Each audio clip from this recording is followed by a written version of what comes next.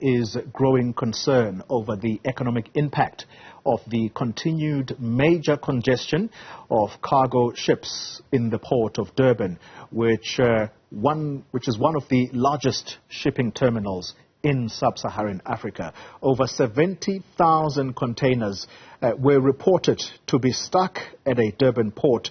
This was about a week or two ago. Transnet saying that estimation had come down to about 35. This was in the days that the president since went and visited that port. Well, the Democratic Alliance went and conducted its own oversight visit, flying over and inspecting exactly what is going on at that port. Let's speak now to the DA spokesperson on public enterprises, Dr. Mimmy Gondwe, who speaks to us now. You were with your leader, John Steenhuisen, when this visit was embarked upon by the Democratic Alliance. What did you find? Good morning, Xoli, and good morning to your viewers and listeners on Newzroom Afrika. Thank you so much for having me. What we witnessed, because we conducted an aerial oversight, so we basically flew in a helicopter over the sea and over the harbor. And what we saw as we flew over the sea was countless ships. I mean, John and I started counting and we even lost count in the process. Countless ships just idling at sea, waiting, to access the harbor and offload their consignments and, containers that were carrying. And then we flew over the harbor. And as we flew over the harbor, Xoli, we were disappointed to see that there was absolutely no activity. There were countless thousands and thousands of containers, obviously waiting to be moved around the harbor and waiting to be offloaded. And then we also witnessed, cranes.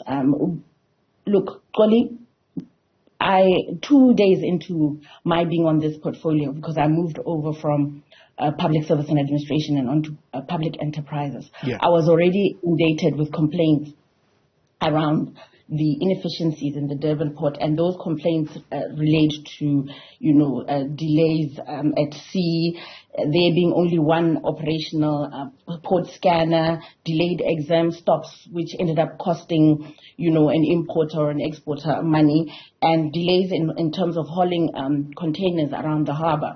So I recall the very first meeting I had was on the 8th of November under this portfolio.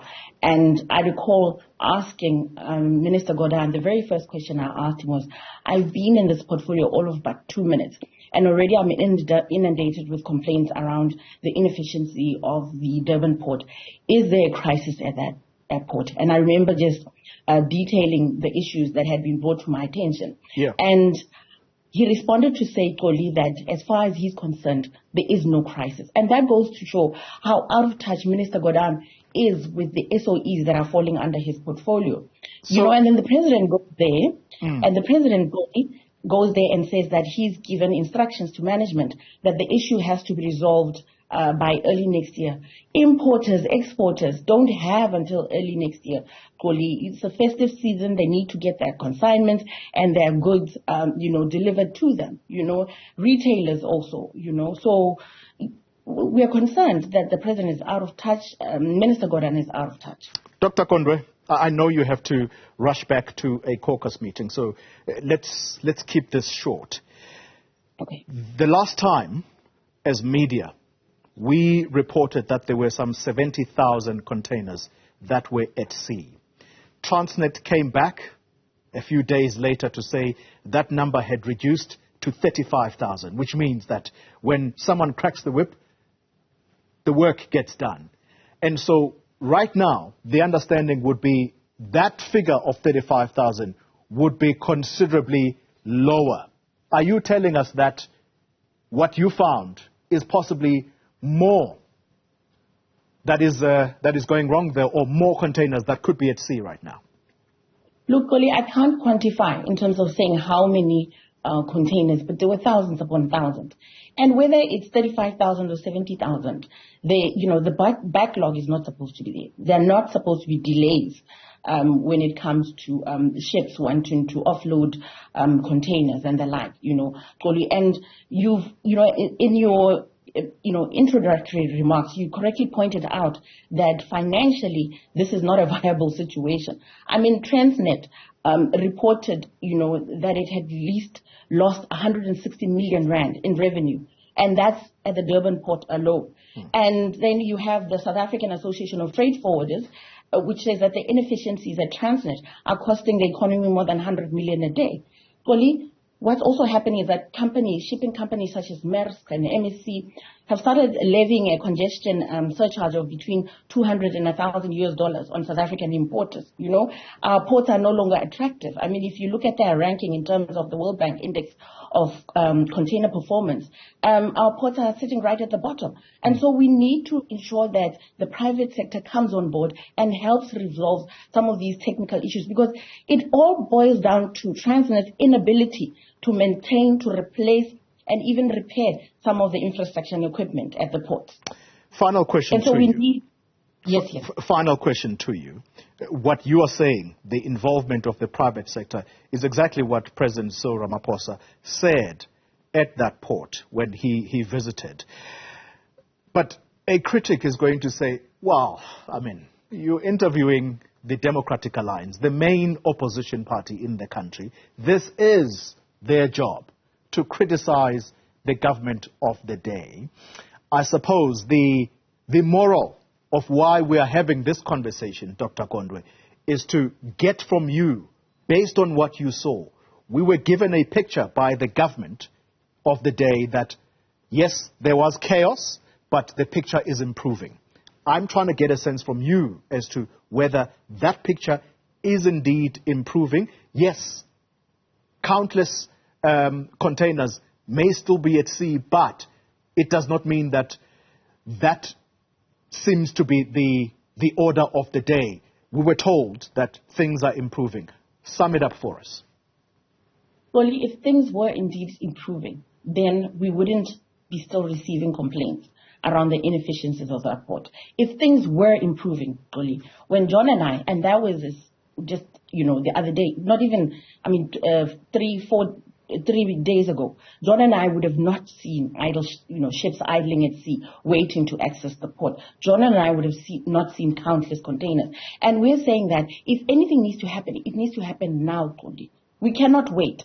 There has to be short-term and long-term interventions, and short-term interventions have to be implemented now, Xoli. And the President spoke about accountability and consequence management. And what we are saying is, Xoli, is that accountability and consequence management has to start at the top. It cannot just be at the bottom. So if you're going to hold anybody accountable, it is Minister Gondwe, because he's clearly out of touch with what's happening in the SOEs. And I doubt very much the situation has changed. So he needs to be fired. Is that what you're saying, Minister Gondwe? Look, it was the President who said it. He said heads must roll. There will be consequence management. There will be accountability. And accountability has to start at the top. But we know that this is the ANC government. They're paying lip service to this. You only have to look at what's happening in the public service and what public servants get away with. So even if we give him the benefit of the doubt, then we have to say that it has to start at the top. You must start holding managers accountable, have timelines around what needs to happen when. It cannot be that you're just talking. We need implementation plans now. And that's why I wrote to the committee and said, let's go on oversight. And we've put in an application for the 7th to the 8th of December to visit the Durban and the Richards Bay port. So hopefully the committee will be going there, and we can then have a physical oversight, which will give us a lot more information. And then we can come back and request that Parliament allows us to call Minister Gondwe and have a meeting with him, even if we're in recess, so that we can hold him accountable and say, when is this going to be fixed? Because it's having an impact on our economy. Transnet is already in a lot of debt, Xoli. It sustained a 5.7 billion loss in the 2022-23 financial year. It cannot afford to sustain more and more losses.